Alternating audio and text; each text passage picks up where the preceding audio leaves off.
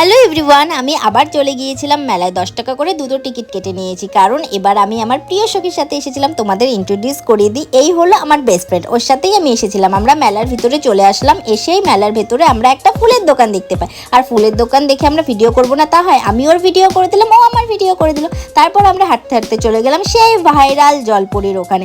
যেই ভাইরাল জলপুরির ভিডিওতে তোমরা আমাকে অনেক ভালোবাসা দিয়েছো। তারপর আমরা ডিসাইড করছিলাম ভেতরে যাবো কিনা, কিন্তু জলপুরির লাইন দেখে আর ভেতরে যেতে ইচ্ছে করলো না।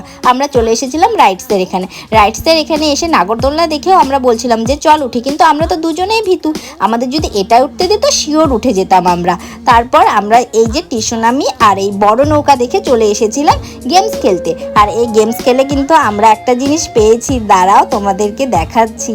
এই দেখো, আমরা এই বড় ঝুড়িটা পেয়েছি। তারপর আমরা আর একটা গেমস খেলতে চলে গিয়েছিলাম। আর এটাতে কি পেয়েছি আমার বান্ধবীর মুখ দেখলেই তোমরা বুঝে যাবে। দেখেছো? বলো তো কি পেয়েছি।